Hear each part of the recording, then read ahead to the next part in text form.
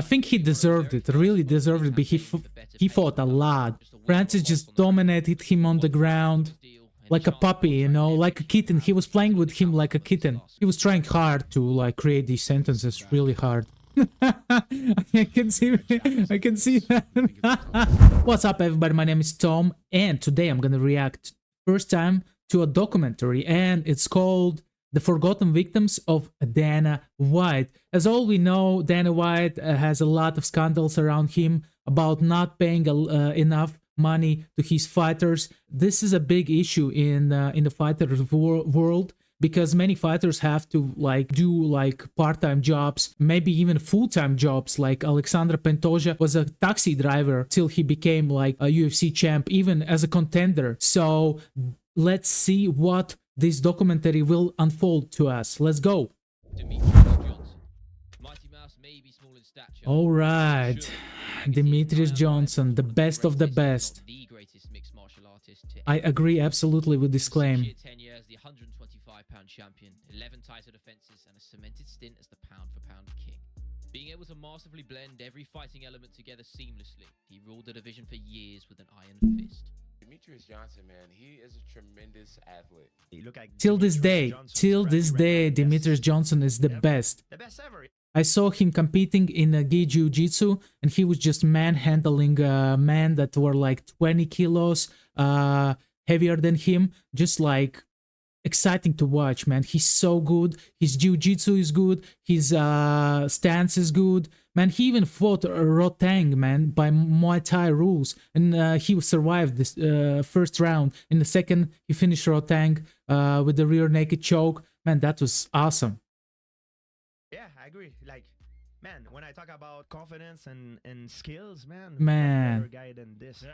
Mighty Mouse, he just has very few holes. When I see him doing the things, like, he kicks like a fucking Thai dude. He's like pouring water. This motherfucker just keep going distance, and he never stopped. I'm like, damn, dude. And yet, the recognition from both casual fans and the company's higher-ups was something a fighter even as good as DJ couldn't achieve.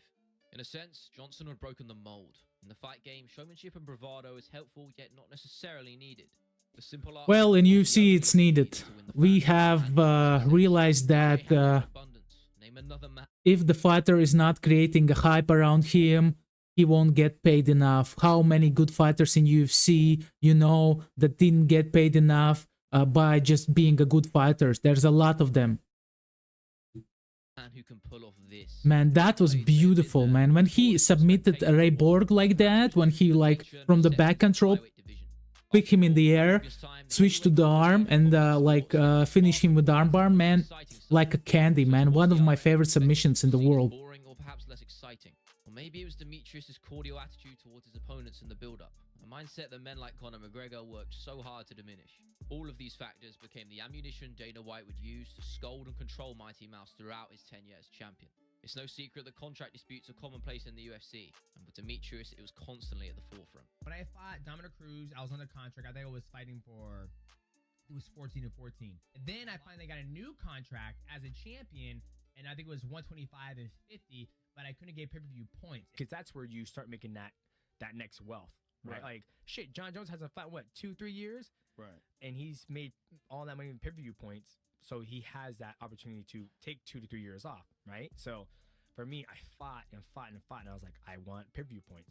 The crux of his feud with Dana, I think he deserved it, really deserved it, but he fought a lot. For me, it was like heartbreaking to see Demetrius Johnson leaving UFC and being exchanged to Ben Askren, man, who was like, already in the end of his career, you know. And Demetrius is fighting still with the best in the world, man, with the best, and still showing class.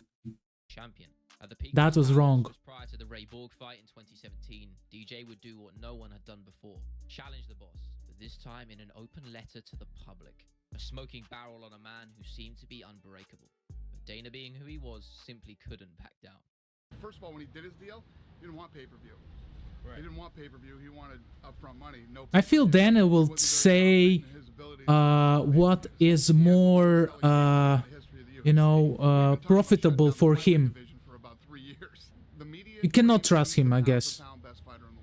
I think Conor McGregor is the pound-for-pound best fighter. Arguably. But to threaten because Conor McGregor, when he was coming up, he got the right opponents for the time. He was in the right time, in the right place, because only wrestler that he fought was Chad Mendes, man. If he would fought like, let's say, I don't know, Habib, you know, coming up, man, it would be tough for him. Maybe he would even lose, because Conor fought only strikers back then, only strikers. And Chad Mendes got like 3 weeks of camp. That's it, like 3 or 4 weeks of camp, and he had to fight like Conor, man. And he gave him tough time, man. Also, simply shows how far the feud had truly gone between the two. Eventually, DJ would leave the sport's premier promotion for good, in a company-first trade deal for ONE FC's Ben Askren. man, legendary trade, man. DJ would and continues to find success atop the throne of a new kingdom, whilst Ben Askren... Man, when did this happen? I thought there's policemen waiting outside for Jorge Masvidal, because he was, I think he will be accused for murder, you know. Somebody says that Ben Askren is still out, laying there. Former welterweight champion Tyron Woodley caused such a major feud with Dana White. In his come up to the throne, a powerful wrestler... Man, Tyron Woodley was such a beast. For me, it was really painful to watch how Tyron Woodley was knocked out by Jake Paul. Man, when Tyron Woodley was going up, he was the beast, man. He was animal. He knocked out everybody. Do you guys remember how he knocked out Robbie Lawler? Man, that was crazy in the first round, like just like that. And for me, it was really painful to see how Tyron Woodley gets knocked out by Jake Paul, you know, because I thought he can handle him, you know, but it realized that it's not true, you know. Like others in this list, he simply failed to garner the love of the fans that others did, even in his ascendancy as the reigning champion. Being stained with the reputation as a boring fighter is one that is hard to shake, even despite Woodley's finishing records. The beef would come to the forefront of MMA. Man, I don't know about that, because fight against Stephen Thompson was like really exciting. The first one and the second one also, guys. Did you like that fight? Do you remember, guys? You know, when I was out doing a radio tour for this fight, I said, "You've all seen the first fight. How can the second fight be not be good?" So, It was so good. I guess it doesn't matter what the first fight was like. The second fight can Man, be Alistair's so big. like Tyron. He's so huge, man. Just take a look at Alistair. if people or whatever now after that second fight. I mean, come on. Woodley would playfully clap back in an interview with Ariel Helwani, refusing to back down. Dana, you a drama queen. How about that? What is that? Dana White is the drama queen. Sorry, say that again? Dana White is the drama queen. Oh, okay. But I agree. Dana is a drama another queen. admittedly mundane win over BJJ ace Damian Maia, the post-fight verbal assault would begin. It's easy to say a win is a win. But when you get booed out of an arena, it means people don't want to watch you fight. You ask fans if they want to see Woodley fight again. I think that would be a flat-out no. Who wants to pay to see Tyron Woodley fight again? It's To criticize not Yeah, but Tyron fought very smart in that fight. Very smart. He knew if he let Damian Maia take him down, he is gonna lose. And he just fought like strategically good. Fans didn't like it, okay, but previous fights of Tyron Woodley and future fights was pretty like decent. Do you remember, guys, how he choked out Darren Till when Darren Till was coming up? That was like crazy, man. He just like manhandled him, finish him with the dars. too far in most people's eyes. As fans, a boring bout is certainly not ideal, but these people put their lives on the line. Fighting is their job and livelihood. Out of the cage can work wonders for garnering fans. It's a game of money, and not taking those unnecessary risks is understandable when you simply want to get paid. Shutting down the hype train of Darren Till when he was at the peak of his powers Man. upset the boss too. After all, the UFC would have had a bona fide Darren Till was a hype train back then, guys. He was getting feeded by old fighters, you know, and when he got to the top, he got choked out, and then he got knocked out by Jorge Masvidal. Riding a further 3 losses to division mainstays. But his reign at the top should always command respect, even if Dana won't ever truly give it. 4 title defenses in one of the sport's most competitive divisions speaks for itself. A legacy worth remembering, just as long as you forget his rap career. Oh no, please, no. Guys, turn off the sound, I beg you. Francis Ngannou. Former heavyweight king Bro. Ngannou is known for 2 things. Man, when I saw Francis Ngannou first time, I was scared. I was really scared. By the way, guys, if you enjoy my content, please like, subscribe, and leave your opinions in the comment section. Scenario is he knocks you the fuck out. Oh my gosh, that was a crazy knockout. When Francis knocked out Alistair over him, oh my gosh, he sent him to the sky. People and they go into orbit. Yeah, that's exactly what happened, man. He was just like As I said killing before, people, being man. able to finish your opponents brutally and consistently is all one needs to be successful in this sport, and Ngannou had that in abundance. And yet, in a For similar sure. to Demetrius's case, he was thrown under the bus by Dana even when at the peak of his powers. Despite entering mixed martial arts at The situation with Dana White throwing Ngannou under the bus started after Ngannou lost the fight against Derek Lewis, man. That was the most anticipated fight, and it didn't show anything. Literally, nobody pulled the trigger. There was like 5 punches for whole fight. It was terrible, man. the dynamite in his hands and freak athleticism was more than enough to see him through, demolishing every man ahead of him in a run for a title shot. At this time, Dana saw the dollar signs as he does with many, aiming to cultivate MMA. Bro, Ngannou was such a hype train, man, when he was coming up. World record for the most powerful punch.